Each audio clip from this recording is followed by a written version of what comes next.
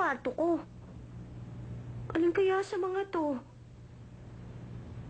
May tao ba dyan?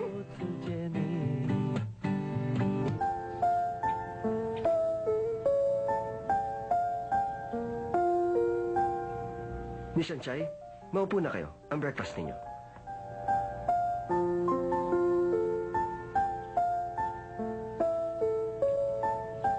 Miss Anchay, ang inyong damit. Nilaban na po yan at plinansya na. Pinatahi ko ang mga sira. Balak po sana namin bigyan kayo ng bagong damit. Kaya lang ang sabi ni Sir, hindi nyo naman tatanggapin. Kaya naman heto na ang luma ninyong damit. Sige po nga, mag-breakfast na po kayo. Pagkatapos nyo kumain, maipakikita po ako sa inyo.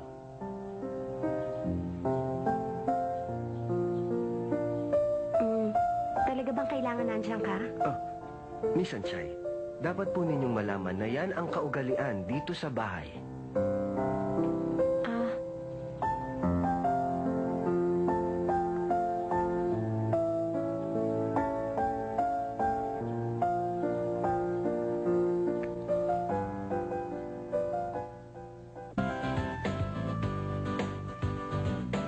Miss Anchay, gusto ko pong ipaalam na ang dati ninyong scooter ay talaga pong sira na at wala na pong pag-asa.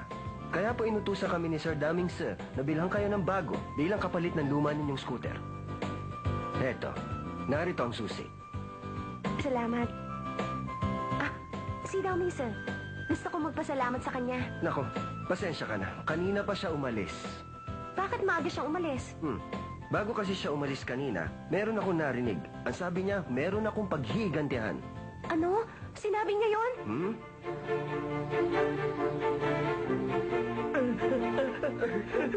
Tama na! Mawawa ka sa amin! Mawawa mo na!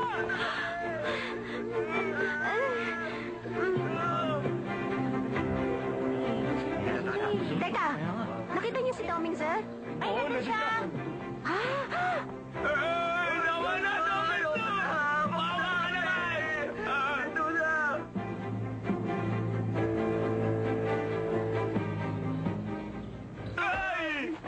Ano bang ginagawa mo? Bakit mo sila tinali sa iyong kotse? Hindi mo ba alam na bawal yan? Pinagbabayad ko lang sila. Silang dalawang sumira sa scooter mo. Maranasan nila kung paano hatakin ng sasakyan. Hindi ko sila tinali. Itinali nila sarili nila. Hindi ba? Tama yun. Yung mga nanggulpi sa'yo kahapon. Itinali ko sa hagdanan. Baliw ka na ba? Pakawalan mo na sila. Ginagawa ko lang naman yung para sa'yo. Hindi na kailangan. Hindi ka nagalit. Hindi na ako galit. Sigurado ka? Sige, umalis na kayo. Maraming salamat, Domin! Maraming salamat! Meron nga pala akong papakita.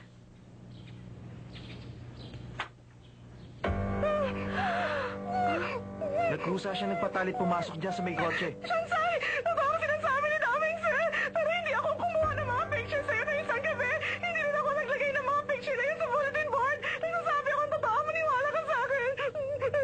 Ayaw pa rin niya umamin. Ahitin mo ng kilay niyan. Sige, sir. Sige na. Daming Sir! Ano, naniniwala ka sa kanya?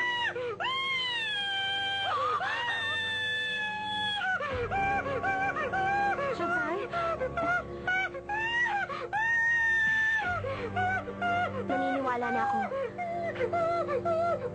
Sige na, palisin mo na yan. Halika na, Shanway. Shansay, sorry ah! Salamat, Shansay. Sarado mo na.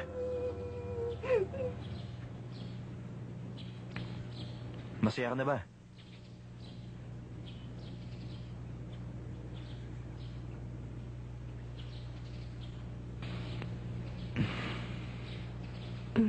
Masaya na ako.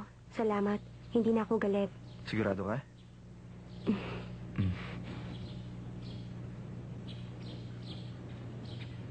Ba't parang namumula kayong dalawa? Wala.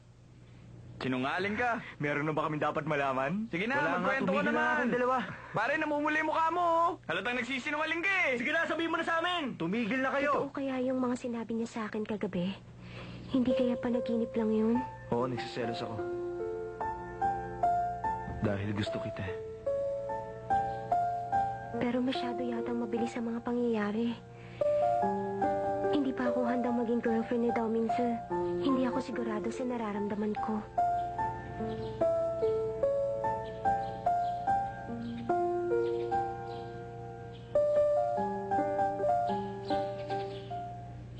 Andito na ako. Shanjay! Congratulations! Ano ginagawa nyo? Nagpapaparty kami ng daddy mo. Pero bakit? Nagsiselebrate. Bakit? Na-promote ba si Papa? Ano ka ba naman? Ni sa panaginip malayo mangyari ang iniisip mong yun. Hindi ba't halos ako rin ang kumakayod para meron tayong makain? Kung ganon, bakit kayo nagsiselebrate? Dahil anak, meron ng malapit ikasal! Sino ikakasal? Sige na anak, halika na, huwag ka na mahiya. Ay, Sanchay. Saan naman ako mahihiya? At saka, saan po nagpunta si Papa? Nagpagawa kasi kami ng daddy mo na 3 layer na cake sa may bakery. Ngayon, ang sabi ko sa kanya, pakipick up niya yung cake. Sino pa ba talaga ikakasal? Abada ikaw? Ako? At sino pa ba sa akala mo? Sanchay, hindi mo lang alam kung gaano mo kami pinasaya. Heto, tignan mo anak. Isang ugly duckling na malapit na maging isang beautiful golden swan. Alam mo ba anak, nagtatatalon kami ng daddy mo sa sobrang saya na tumawag dito si Dao Mingze at para sabihin doon ka matutulog kagabi. Maano ba naman yan? Wala po nangyari sa amin ni Dao Mingze kagabi. Wala? Ibig mo sabihin, yung ano ka pa rin? Hindi ka pa rin na... Hindi. Walang nangyari sa aming dalawa kaya mali ang iniisip nyo. Kung ganon, walang nangyari. Anong ginawa mo sa bahay nila buong magdamag? Nag-shower muna ako. Ginamot niya mga sugat ko at pagkatapos... At pagkatapos, ano? Sabay kami natulog, pero hiwalay ang kwarto namin. Hindi kayo magkatabi? Ano bang inaasahan nyo? Nasa naman lang, sinamantala nyo ang maikling oras. At sinabi mo sa kanya, oo, dahan-dahan lang, dahan-dahan lang, aray ko, ganun lang. Tay! Sanchay! Ano ka ba? Hindi ba ako tapos magpaliwanag? Sanchay!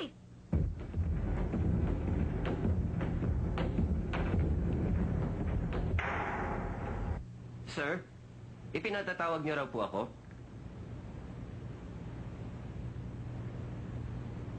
Alamin mo ngayon kung saan pinadevelop ang mga yan.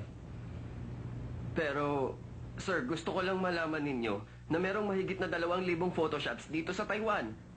Ilang empleyado ba meron tayo ngayon? Mga 80,000 po, sir. Sige, utusan mo sila lahat. Ayoko na maraming dahilan. Gusto ko ng resulta. Masusunod po, sir.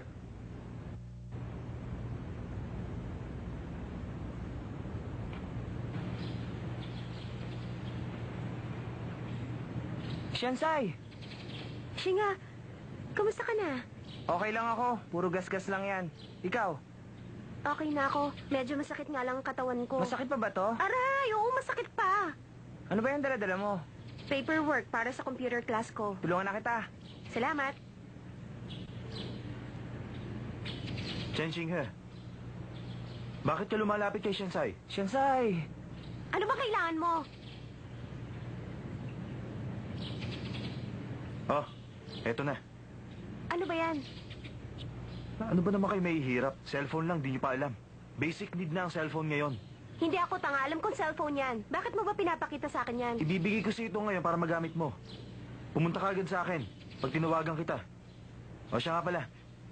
Speed dial 1 ang number ko. Tandaan mo.